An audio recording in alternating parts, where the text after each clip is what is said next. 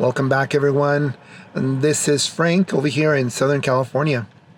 Right now I'm using the Fuji X-T5. The sun has set about 10 minutes ago, and right now it's in that golden period where the sun will eventually go down, and I will probably not be very clear. I don't know yet. We'll see. I have face detection on. It's the f-stop is at f1.4. I'm using a 16mm f1.4. The first version, the only version, that's f1.4. Shutter speed is automatic, so is the aperture. I'm sorry, the shutter speed and the ISO. So we'll see how the camera handles it as the light starts to, wither away. So far, I'm liking the X-T5. Definitely, it's a performance-wise, I can see there is a difference between this one and the X-T4. The body does seem a little bit smaller, but everybody says it's smaller, so I guess I'm thinking also it's kind of smaller. The grip is a little bit better. The buttons seem to be similar, but the more you use them, the more you'll forget how the X-T4 buttons feel. My favorite camera so far is the X-T2.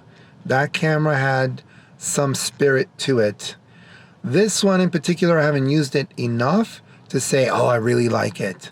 I took some pictures at night with the 16mm camera. I wasn't too happy with it. Maybe because I haven't really gotten to the settings, and I was using acros and black and white, so or monochrome. So I'm not too sure how that's. I'm gonna try again. Maybe because it was at night, maybe I didn't like the pictures. But again, I'm getting used to the camera.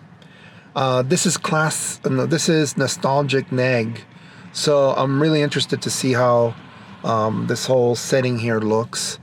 So right now I have a fat gecko holding this, and the Achilles heel on this is where you tighten it, and a lot of the times it just wears off, and it doesn't work anymore while I'm driving. But we'll see. I do want to test it while I'm driving. See how the focus looks. Now what I'm going to do is I'm going to put my hand here, and let's see if it responds to my face again. As a matter of fact, why not put some glasses on, right? So I'm going to cover it. I'm going to put my glasses on, and let's see if it focuses on my face. One thing I noticed about the X-T5 is that it doesn't have face detection, but just eyes. And yes, it also it can detect, birds and animals and such. So that's going to be interesting to test out.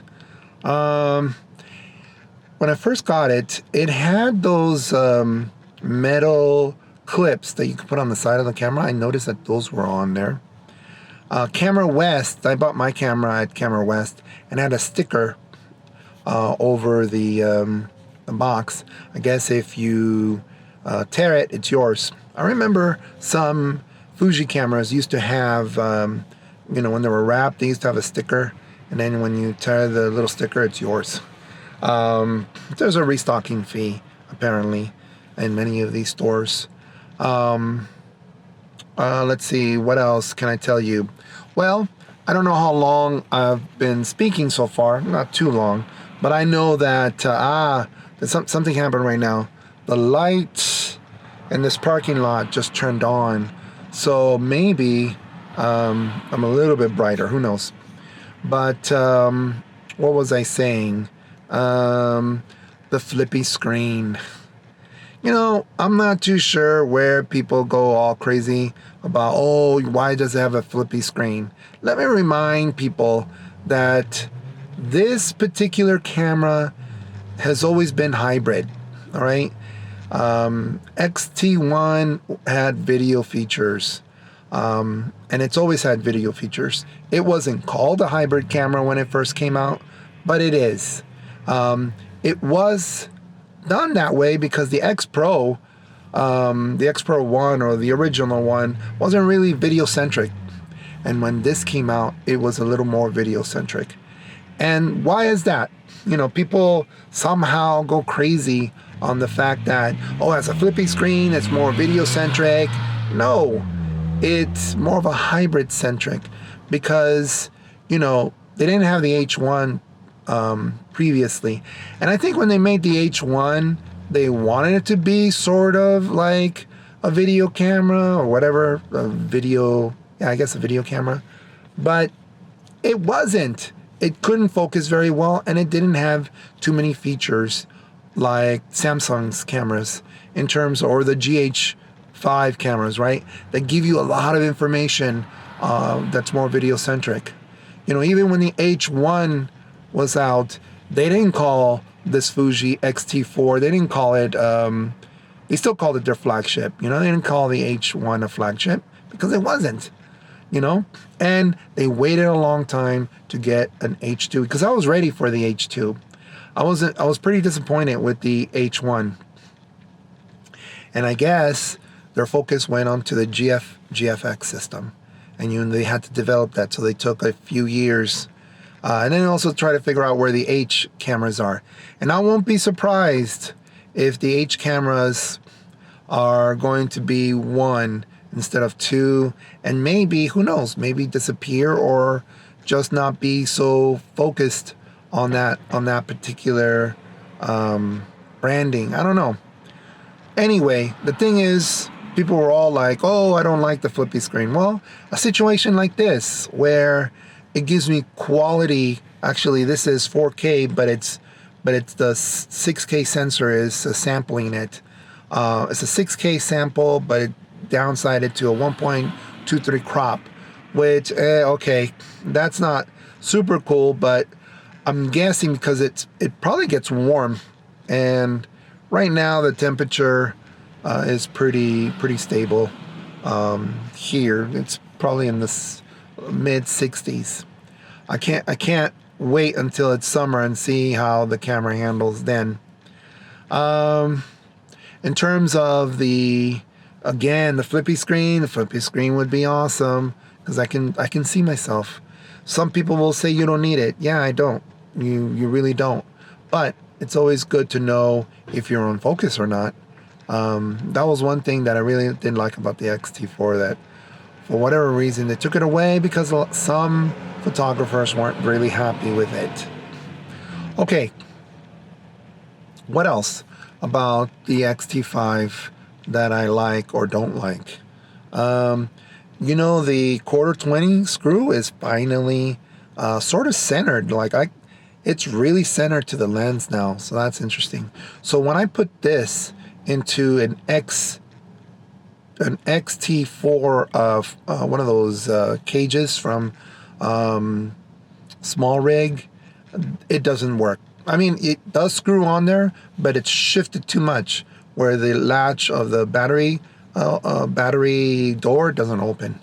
So it works, but the door doesn't. And how many times did I use that? Not many. I do have a lot of accessories. I was using it during the pandemic with all the accessories and such. But I didn't use it as much because of the flippy screen, so I didn't have to use something like a Ninja 5. Quality-wise, in the pictures, they look pretty good. I'm still, trying to figure out how to manage the settings. It seems like every year they put more settings to refine the camera, and it would be nice if Fuji would just start all over and really think hard about curating some things so that it would be just a little bit easier to focus or to do things. And I think, the concept of this camera was you have the dials and you have a lot of, options. And I think as the camera grew, they just added more and more features where they really didn't think about, like how to merge things and make things work more efficiently. That said, some people would say, oh, you know what? Fuji's listening to the customer. Maybe 2 years ago, maybe. Of course, they did it with the flippy screen. But if you really think about it, Kazon upgrades, no more. Why? I can speculate. I mean, it takes a lot of probably R&D to upgrade the cameras, to make them better. And why would they do that if you can buy a new camera instead, right? And hopefully they'll go back to that, where they'll upgrade their cameras so they become something, where it's an investment and they can keep it longer. Oh, by the way, the camera, made in China. I thought this one was going to be made in Japan. Yes, I know it's developed and really looked at from the Japanese perspective. But consider that people are saying, oh my God, this price hasn't changed. It should have changed because of the pandemic or because of this and that. Well, it's made in China. So labor costs are cheaper, Hopefully the quality and the standards are not cheapened. Because when I had my X-T4, within 4 or 5 months, something happened to it, and I can't remember what it was. I think it got stuck. Took it to Fuji, they fixed it, so it's not a problem. But I was disheartened. I wish it was just a little bit better. Now, right now, I have the task light, and it's not blinking, and it's just I can see it, and it might come out on my lens or something. If you see something like that, I don't know. When I get home, I'll find that out. The sun is really now down.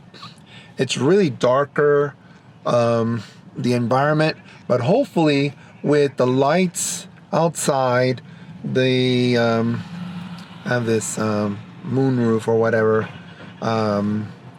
that's giving me light over here as well. Throughout the year, I'll be doing more of these videos.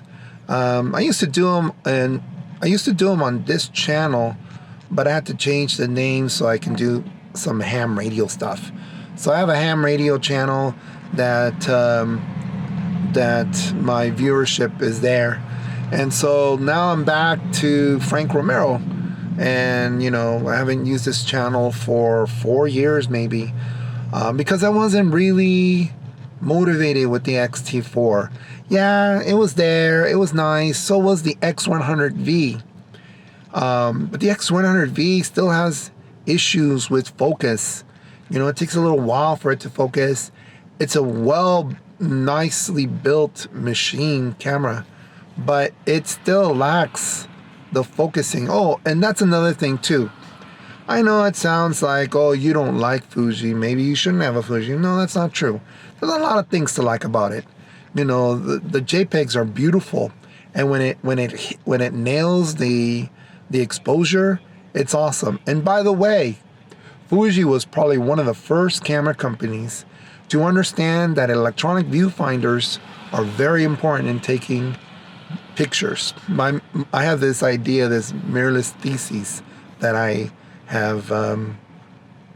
talked about previously, in that people were not changing cameras, 10 years ago or whatever, 7 years ago, from 5D Mark IIIs or Nikon D850s to smaller cameras because the bodies were smaller and the lenses. For some people it was that, but really the real reason why is it because of the pre-visualization that was available in Fuji cameras, in particular all the film simulations, because Fuji is so well known in a lot of their different before they were really recognized for the films that they had. And I remember I used to take pictures with film, and I remember Velvia and Standard, all these beautiful films that now are available through an algorithm. And I think when people went to something like the Fuji, they started to understand the pre-visualization of what it is to have a camera like that. Okay, so right now the sun, definitely 5, 10, 15, 20, 25 minutes now, I think, since the sun went down. There should be more noise in here. If there isn't, I'm going to be really, really happy. I know with the X-T4 in this type of environment, there should be a lot of noise, because in the shadows, you know, most of these cameras don't do very well.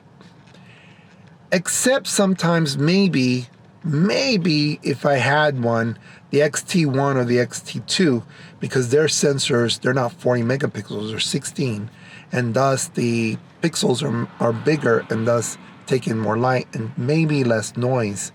You know, there are Sony cameras that are not 40, that can film almost at night, and they have very low noise. And this is not one of those cameras, unfortunately, I don't think. But we'll see. You know, and another thing about this 16 millimeter with this particular camera, I'm not hearing the focus hunting. And I do remember many times, and when I was in this type of environment, you can hear it go boom, boom, you know, like it was trying really hard to focus. And one thing about previous X cameras is that they all can detect faces. Oh, it's detecting. It's a wonderful camera. Yeah. All of these Fuji cameras can detect, but when you take the picture, is it tack sharp? And I would say sometimes half or more there weren't, especially if they were moving. And if you were using the which one is it? The 53 or something? I don't remember what it's that or yeah, the 53. I'm trying to remember. That, the first version, the 1. I guess it's the 1.2, beautiful, but it did a lot of hunting. And that goes into this other thing that I have. And I know I probably lost, I don't know, 3/4 of you now. The whole point is that you're looking at the video to see how it can handle these situations as it gets darker and darker and more the lights outside are taking over. That's the whole point about this video. But I gotta speak, right? I gotta say something. Oh man, I forgot. I was gonna say something about the camera. I'll remember. It doesn't really matter. Like I said, I'll do more of these videos and talk a little bit about you know, Fuji, and remind people of where we were and where we're at. You know, for example, the X100V, very popular camera. They haven't discontinued it, but they don't seem to be they won't be producing anymore in the near future. I guess it's been very hard to build that, and I think, I'm not sure if I'm right on this, but I think the X100V is still made in Japan. So that might be a particular reason too. What else? I've noticed that the newer lenses, and I don't have too many new lenses, but the newer lenses, the ones, you know, the 23s and the 50, whatever it is, the small ones, the ones that are 2.8, those tend to seem to act much nicer, work better on the X-T4. And I was pleasantly surprised. But a 2.8 and a 1.4 or a 1.2, there is a difference, especially in the dark. Because you know, even a third or 2/3 of a stop can make a difference, and especially if you're under lights and so forth. What else can I talk about the camera? I'm trying to remember what I was trying to say about something that was very, you know, it must not have been very important, right? One thing that I've noticed so far, and it happens on the X-T3 and the 4, but I think it's happening. It's more prevalent on the 5, I think, and maybe because of the processor. What's going on is when it's on face detection and on video mode, and I think also in when it's not in video mode, but in video mode, if there's no faces and face detection is on, it starts scrambling sometimes. It will go a little bit wacky.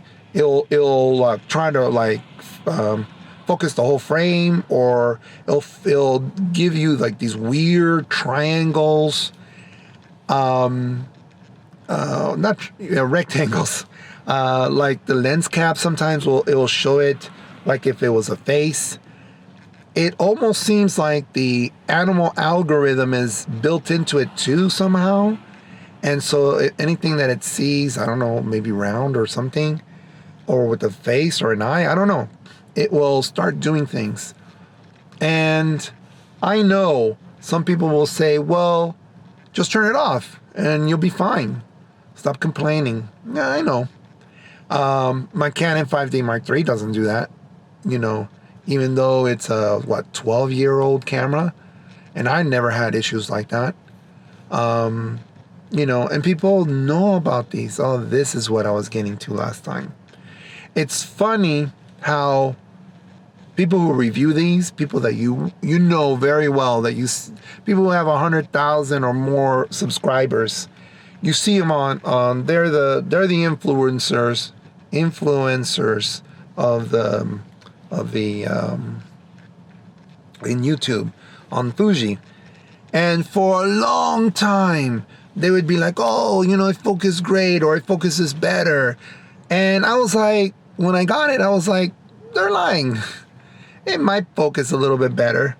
And of course they push and push about how it's getting better, or